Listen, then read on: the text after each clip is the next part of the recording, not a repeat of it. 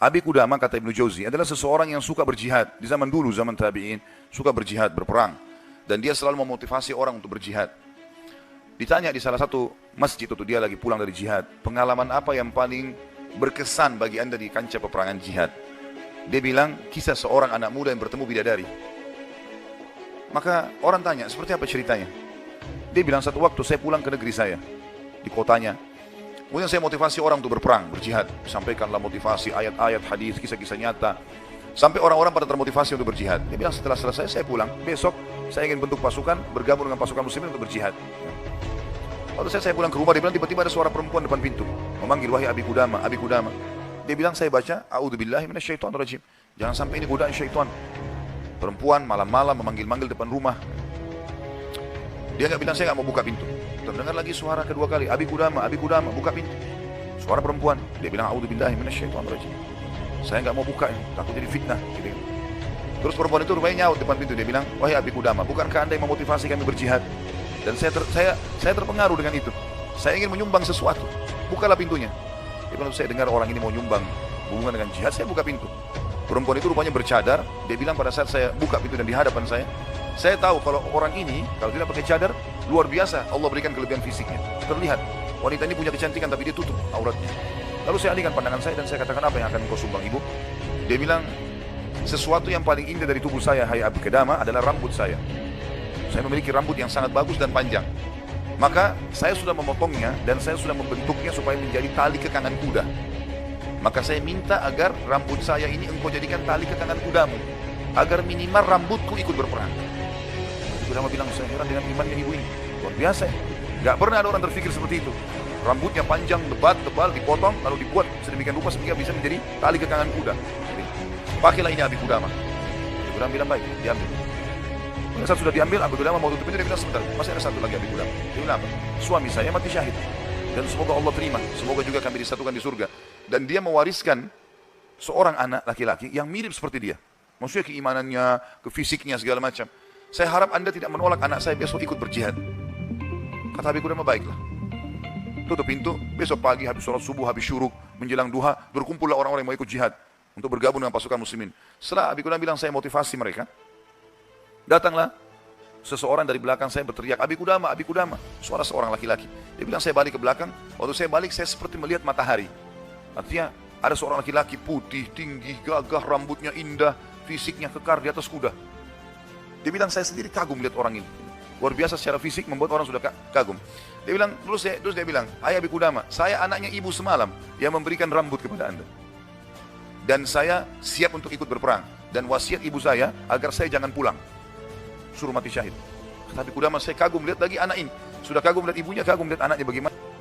Kata Abi Qudamah, baiklah anak muda, kau masih muda, gitu kan. Saya akan letakkan kamu di bagian belakang pasukan. Anak muda itu diam. Dia bilang, Abi Qudamah bilang, ini saya tentu simpulkan ceritanya ya, karena saya tidak hafal secara lafaz letter tentang kisah, tapi saya datangkan poinnya gitu. Kata Abi Qudamah, waktu perang lagi berkecamuk, tiba-tiba anak muda ini sudah ada di depan. Lalu saya lihat dia, dan memang di pikiran saya dia bilang cuma anak muda itu saja. Saya datangin dia, hai anak muda, mundurlah. Kau masih muda, belum berpengalaman, gitu kan. Saya khawatir atas dirimu. Dia bilang, wahai Abi Qudamah, Allah berfirman, hai orang-orang beriman, kalau kalian bertemu dengan orang kafir, jangan kalian mundur. Allah bilang, jangan mundur, anda suruh saya mundur. Gitu. Gitu. Kata Abi Qudamah, saya nggak bisa bantai ini karena dia pakai ayat. Gitu. Maka saya pun berada di sebelahnya sampai akhirnya karena perang lagi berkecamuk terpisahkan. Otomatis terpisahkan. Waktu pasukan lagi istirahat, saya coba cari anak muda ini. Saya nggak cari, pikirannya sudah nggak ada yang lain. Targetnya anak muda ini gitu. Itu betul-betul menarik perhatian dia. Dia bilang begitu saya lihat orang lagi istirahat semuanya karena capek berperang. Maka saya lihat anak muda ini sibuk menyiapkan makanan para mujahidin, mengikatkan tali kudanya, menyiapkan rumput kudanya. Pokoknya dia sibuk dengan itu. Jadi dia betul-betul menikmati apa yang sudah Allah dan Rasulnya perintahkan. Ini targetnya dan ini benar bagi saya. Selesai. Ini adalah konsep hidup saya. Gitu. Maka Abi Qudamah bilang, saya kagum melihat anak muda ini. Kemudian perang berkecamuk lagi. Berkecamuk lagi, yang kedua kali. Kemudian pada saat lagi maju, saya lihat anak muda itu di depan. Saya datangin lagi, hai anak muda, ke belakang lah. Dia bacain lagi ayat. Wahai Abi Qudamah, Allah berfirman, hai orang beriman, kalau bertemu dengan orang kafir, jangan kalian mundur. Bagaimana Allah bilang jangan mundur, anda suruh saya mundur? Abi Qudamah diam, tidak bisa bantah karena dikatakan ayat. Berkecamuk peperangan dipisahkan oleh prajurit yang saling serang satu sama yang lain, sampai ini tiba malam hari, waktu istirahat. Kata Abi Qudamah, 2 pasukan istirahat. Lalu saya cari, di mana anak muda ini? Di kemah mana dia? Cari-cari sampai dapat kemahnya. Kata Abi Qudamah, waktu saya masuk dalam kemahnya, saya temukan anak muda itu sedang tertidur dan senyum. Senyum lebar gitu. Saya penasaran anak muda ini lagi mimpi apa gitu. Dia bilang, saya tunggu sampai senyumnya sudah redah. Kemudian saya tepuk, bangunkan. Hai anak muda, bangunlah. Apa yang kau lihat dalam mimpimu? Kata anak muda ini, demi Allah wahai Abi Qudamah, saya melihat saya masuk ke surga. Saya masuk surga, saya lihat taman-taman, saya lihat pelayan-pelayan, lihat luar biasa surga yang luas. Dan saya lihat seorang wanita yang sangat cantik, saking cantiknya sampai saya tidak sabar untuk menjamahnya. Gitu ya. Lalu dia mengatakan, belum waktunya hai suamiku. Padahal sebenarnya anak muda ini belum menikah. Ya. Lalu dia bilang, engkau, perempuan itu bilang, engkau akan bertemu dengan aku besok siang. Kata anak muda itu, setelah itu Anda bangunkan saya. Dan saya berharap Allah membuat saya mati syahid besok. Untuk mendapatkan apa yang Allah janjikan. Yang jelas, kata Abi Qudamah, saya kagum. Artinya Abi Qudamah pun sekian tahun berjihad belum pernah mimpi seperti ini. Gitu kan. Besok pagi dia bilang berkecamuk lagi peperangan. Saya temukan anak muda itu di depan. Terus dia menyerang musuh. Gitu kan. Sampai akhirnya peperangan selesai. Dan sudah menang muslimin, korban banyak di musuh dan di orang muslim. Anak Abi Qudamah bilang target saya mengejar mana? Cari anak muda ini. Terbunuhkah atau belum terbunuhkah? Dicari. Dia bilang saya cari di jenazah prajurit muslim yang disusun, ternyata ada bergeletakan, saya temukan ada anak muda itu. Penuh dengan darah. Ya. Tapi masih hidup. Dan dia lihat, waktu saya datang, dia dengan senyum mengatakan, Abi Qudamah, kesinilah. Dalam kondisi lagi luka-luka ini. Berdarah-darah. Gitu ya. Kata Abi Qudamah, saya pun datang. Apa beritamu, hai anak muda? Dia bilang, hai Abi Qudamah, kalau kau pulang nanti ke kampung kita, ke negeri kita, sampaikan ke ibu saya salam dan bilang, impian beliau sudah terkabulkan. Artinya, saya akan menyusul ayah saya mati syahid. Lalu pesannya ini luar biasa. Dia bilang apa? Wahai Abi Qudamah, apa kau ingat kisah tadi malam bidadari dalam mimpi saya? Kata Abi Qudamah, iya. Sekarang ada di sebelah saya. Sedang senyum dan menunggu ruh saya keluar. Lalu dia akan membawa saya ke surga. Lalu kata Abi Qudamah, orang itu pun meninggal dunia. Dalam kondisi dia tersenyum, gitu kan.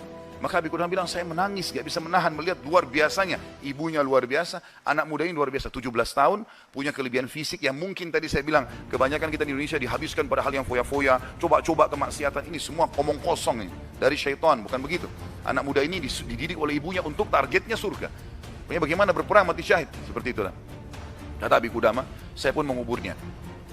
Waktu kami pulang ke negeri kami, target saya ke rumah ibunya. Bukan ke rumah saya lagi, orang semua pada pulang ke rumahnya, ketemu keluarganya, dia bilang saya cari ibunya anak muda itu. Begitu dapat rumahnya, saya ketuk pintu, dibuka, ibu itu buka. Ibu itu begitu lihat saya tahu Abi Qudamah, dia bilang, wahai Abi Qudamah, apa kau datang berbelas sungkawa, atau kau datang untuk membawa berita gembira? Kata ya Abi Qudamah, apa maksud anda ibu? Dia bilang, kalau anda pulang, mengatakan anak saya ikut pulang bersama anda, berarti itu belas sungkawa. Saya nggak mau anak saya pulang, mau mati syahid. Tapi kalau anda bilang anak saya mati syahid, berarti itu berita gembira. Abi Qudamah bilang, saya nggak tahan menangis, lalu saya mengatakan, ibu, berita gembira, Allah sudah kabulkan impianmu. Anakmu telah menyusul suamimu dan semoga Allah kabulkan. Ibu itu menangis, sujud syukur kepada Allah gara-gara berhasil anaknya menjalankan perintah Allah.